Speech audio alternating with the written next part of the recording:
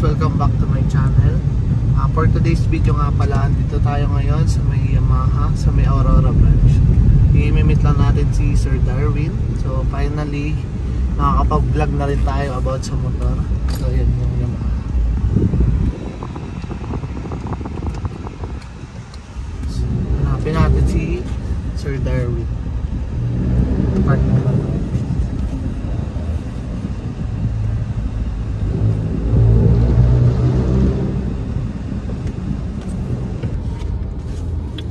So ayun guys, tara samahan nyo ako. Baba tayo, check natin yung pina-reserve natin na motor kay Sir Darwin. So ready na yung pambayad natin. Let's G! Let's go! Yeah.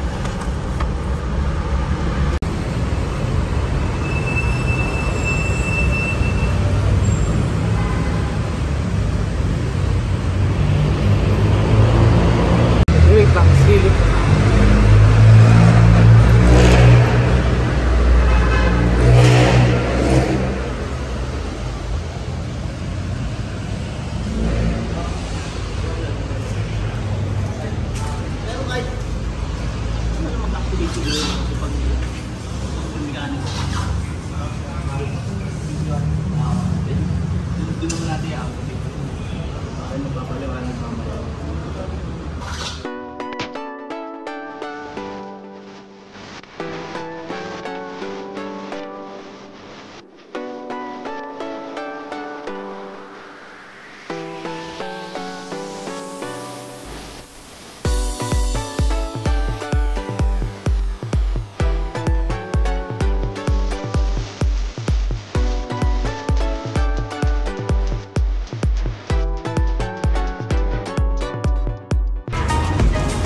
So ayun guys, nandito na tayo sa loob. Ito nga pala yung pina-reserve natin kay Sir Darwin. So yan, may pangalan ko lang.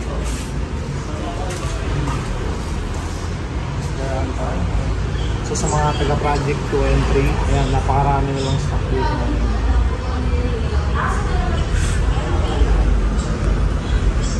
So pag pupunta tayo dito guys, natin nyo lang si Sir Darwin. This is Sir Darwin. Siya yung mag-a-assist sa akin. Saan natin ito pinag-assist. So ayun, explain lang sa akin ni Sir Darwin yung mga specs nito, saka yung pag-activate. Let's G! Para may kuha, maganda yung kuha mula sa... Parang mabalang. Oo. Makapundoy, tsaka simula ng pagkuha hanggang sa pag-activate. Kasama ang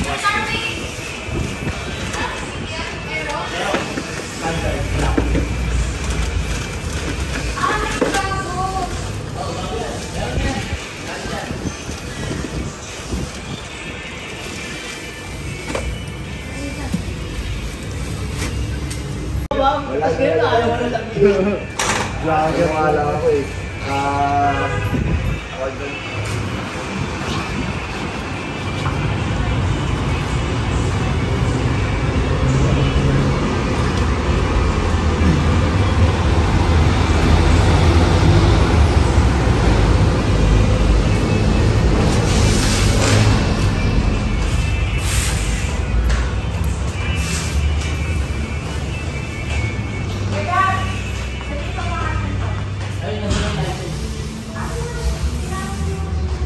Happy ka? Happy.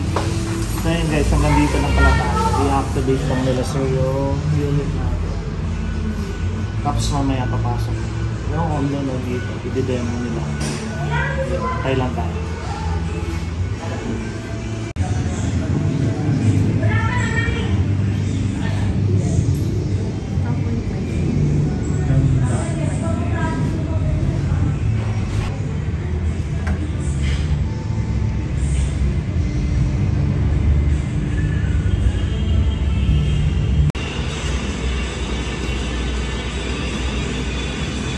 Ayun guys, magre-register muna tayo sa LTO portal kasi hindi daw ma-release yung unit natin. Bagong rules na yun. Okay.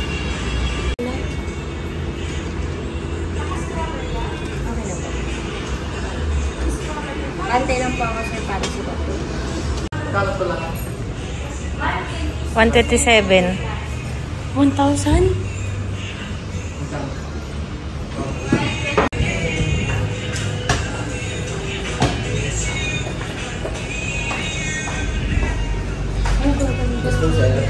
Yan yung kapatid mo rin. I explain to the sales team. Tamang yan.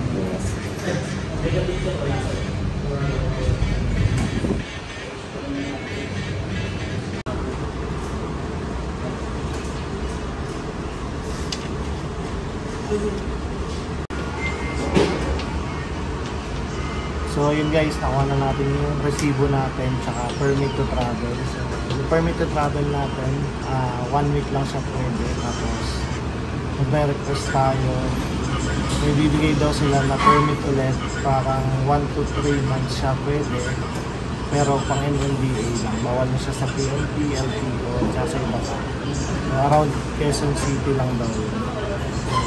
Kailangan natin ito ingatan. This is it. Tayo lang natin yung motor natin, tapos i-demo na sa atin yung tapos uwi na natin.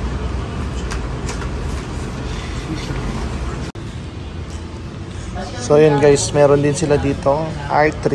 Yan, R3 nila. Tingnan natin yung price. Ano to? 299,000. So pag mag-financing kayo guys, down nyo 6,300. Tapos choices 12 months, 24 months, tsaka 10 months. R15 yan, gaganda oh. Mas dami rin silang NMAX dito guys. NMAX, X-Max. Tapos ito yung pinakamaganda, Pazio, bagong bago. Dami din silang M3, Mio Gear, Mio I, Mio Soul. Ano to, Gravis yata yun nandito. Yes. Next time ito ang bibili natin. Charot. Daming stock. Tapos mga pyesa. Ayan, sa loob. Ayan guys, ang ganda ng mga NMAX nila. Oh. Matte black. Ang Pazio. Ang Pazio nila is 151 ta. Ay hindi, NMAX pala to. Saan ang ito Pazio? Ang Pazio nila is 92,900. Ang DP nito 13,500.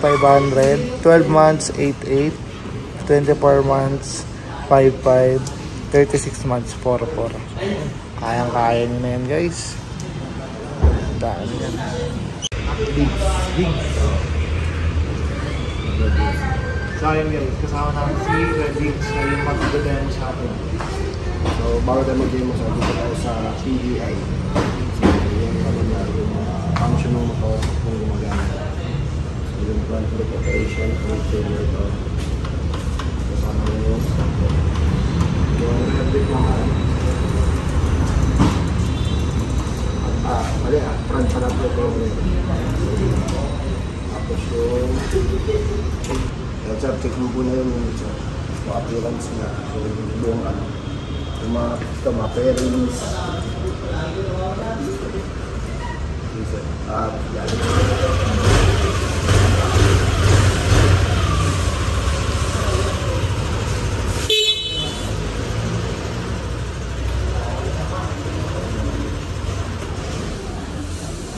tapos yung mga feature usage so dito ito yung mga feature user. So, auto, yan ang pinaka-mileage niya. Tapos yung quick one, ito yung pwede mo siyang i-record yung pabiyahe mo. Pwede mo siyang i-reset eh. So, kung gusto mong magbiyahe sa ibang lugar, pwede mo siyang i-record dito. So, re-reset mo lang siya para makuha mo yung saktong kilometer rin. Sa trip to, same din, pwede mo siyang gamitin para hindi ka mag-delete dun sa trip 1, para continuous lang siya. Pwede ka dito sa trip 2. Okay. So ito naman yung trip ng fuel mo. So kung magkano yung tinakbo ng consumption, yung fuel consumption niya sa isang litro kung ilang kilometer. Ito naman yung fuel eco niya. Kung magkano yung na-save mo doon sa fuel eco niya. So lalabas din yan. Yung average fuel eco niya kasama na yung trip nung tinakbo, tsaka yung eco niya dyan din lalabas kung ilang kilometer yung nasave niya. Tanggalin mo. Ayan, battery. So, battery normal niya is 12.5 hanggang 10.5.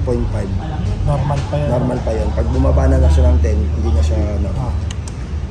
Oil, yan sir yung oil. So, magre-reset tayo ng oil kapag mag-change oil lang. Hindi siya nire-reset kapag hindi nag-change oil. So, dyan tayo magkakaroon ng ano niya, parang palatandaan kung kailan yung kilometer na tinakbo na ng cars. Ito naman yung bevel. So, yung bevel, bago ka mag-reset is 25,000 kilometer kapag magpapalit na. So, magbiblink siya kapag 25,000 kilometer na.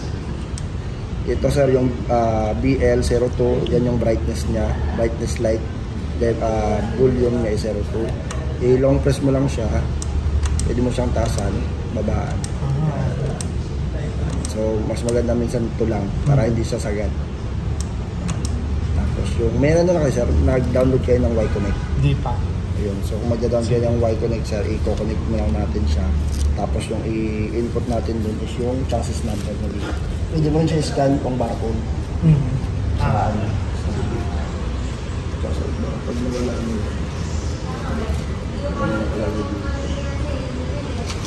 Wala na. Bali mag-input ka na lang na ano na sir, chassis number. Kapag mag-ano ka. Pag mag-waway ko.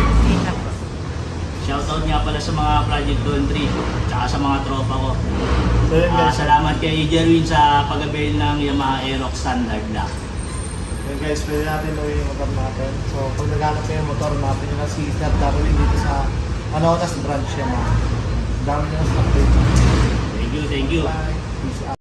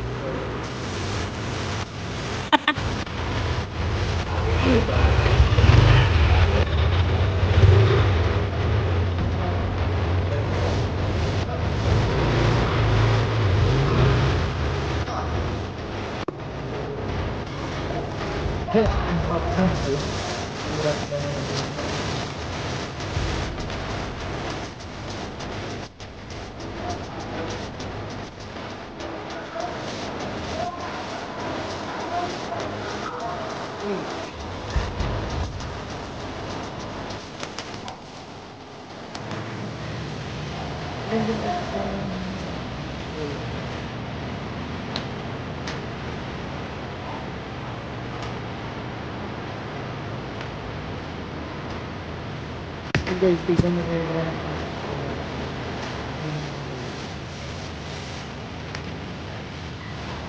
Ayun.